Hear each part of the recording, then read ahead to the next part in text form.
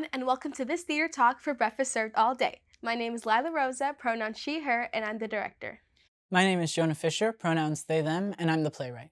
Today during this theater talk, we're going to take you a little bit into the world of the play and let you get to know our creative process as members of Roundabout Youth Ensemble. Roundabout Youth Ensemble, or RYE, is a free after-school and summer program for New York City public high school students, where we are mentored by professional theater artists, and we come together to create and produce original pieces of work like Breakfast Served All Day. I'm going to tell you a little bit about the show, and this is coming straight from the marketing team so that we don't give away too much, right? Yes. Yeah. Breakfast Served All Day is about a diner where the coffee is hot, but the service is questionable. Yeah. When lunchtime rolls around, a group of hungry people file in expecting a satisfying meal, but the diner has other plans. As the hours drag on, tensions rise and truths are revealed, leading the group to realize that sometimes what you really need isn't on the menu. Oh, okay. Speaking more about this mysterious diner that we have going on, Jonah, I really want to know what your inspiration was for the play. Well, a lot of things inspired it. With every play, there's always a million things in your head at once. Yeah. But the biggest thing for me was I went to Newark, New Jersey for a concert at NJ Pack. And I went on a Sunday, and apparently on Sundays, everything in Newark is closed, except for a diner. And I love a diner. So I was like, I will slip in, I'll be perfectly fine. So I come here for lunch, and I'm looking at all the people around me, and I start to take notes because I'm an eavesdropper. I like to know what's happening in other people's lives. It makes good stories. Yeah, it does. So I took some notes, and then I go to see this concert, but I'm told it's canceled. The performer is sick. So they say, come back in a month, and they'll be here. Okay. So I come back a month later, another Sunday, another day, everything's closed, but the diner's still open. So I go back to this diner, and wouldn't you know, it's the same people eating the same food, and they're having conversations that are similar but not the same. So I take notes again, and I'm listening for how did they develop and change in the last month? How have they stayed the same? What is their routine here? Yeah.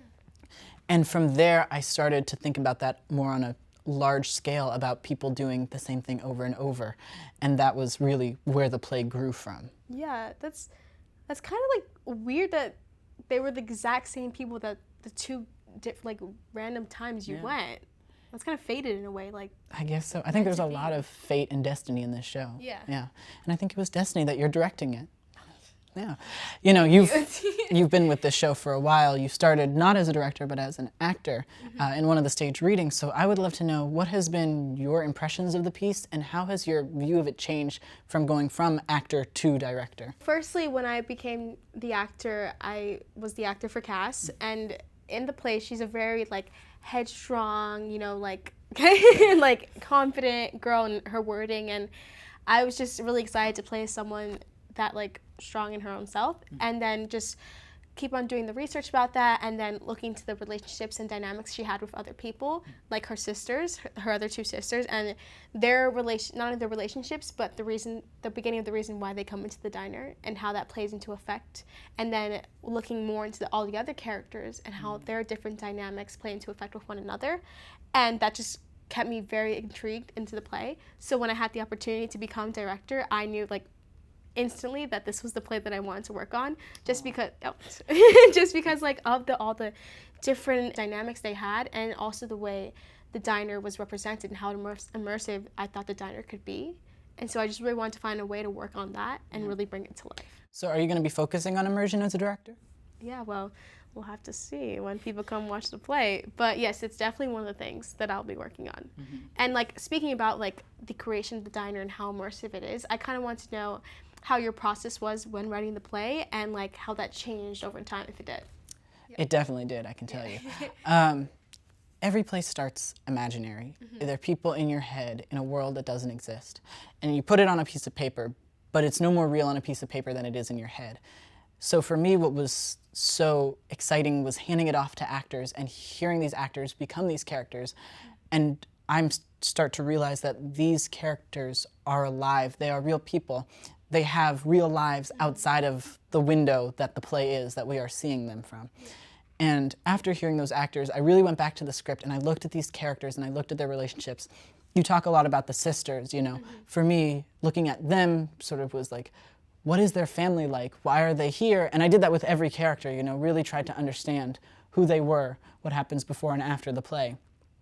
And so that, I think, really made the dynamics feel more real. It made, strong, and it made these people seem more alive, because they are. They are, yeah. And I think also the same thing sort of happened with the setting, with the diner, because at first it was just, wouldn't it be cool if it was in a diner?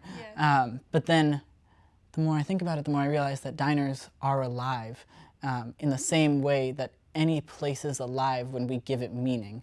And so I really loved getting to build that world. And I think that the work that I put into it is hopefully going to come out when the show is fully put on stage. You know, we're going to be able to see that, that there is life in these words and in this world. And speaking of things being on stage, I would love to know, what is most exciting for you to see fully realized?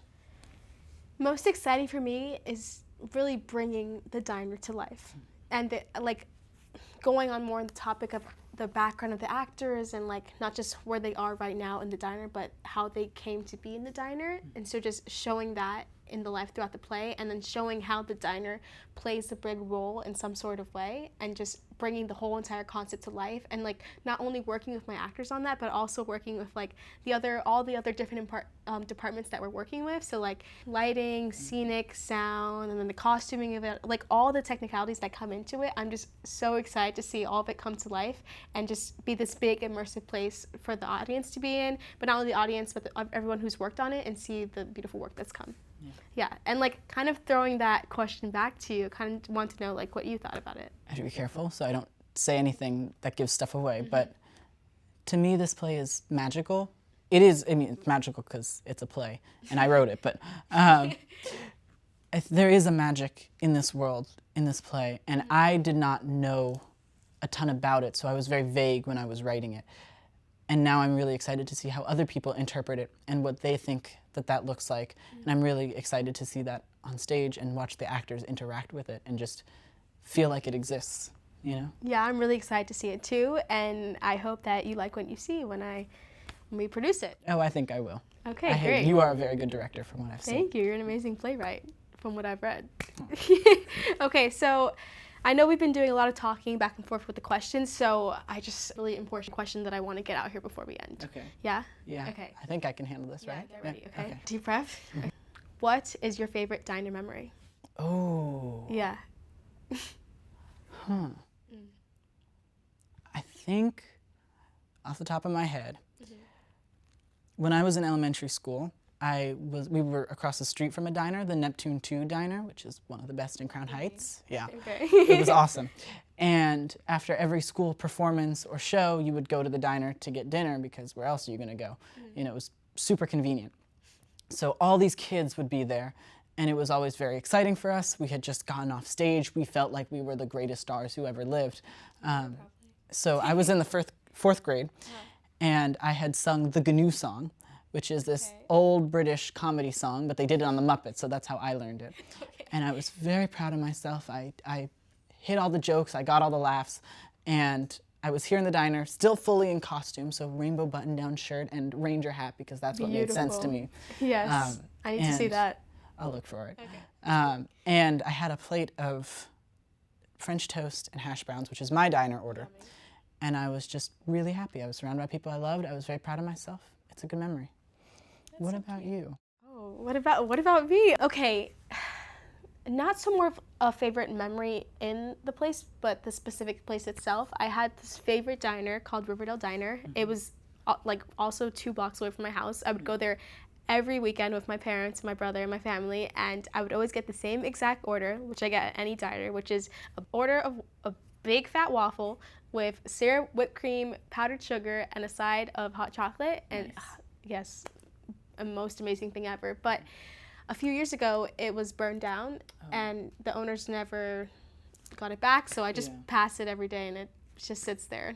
I'm so sorry. Yeah, me too. But You have nice I have memories? wonderful memories from there, so that it's always going to stick in a place in my heart. Yeah. Yeah. Well, thank you very much for sharing, and thank you all for joining us today.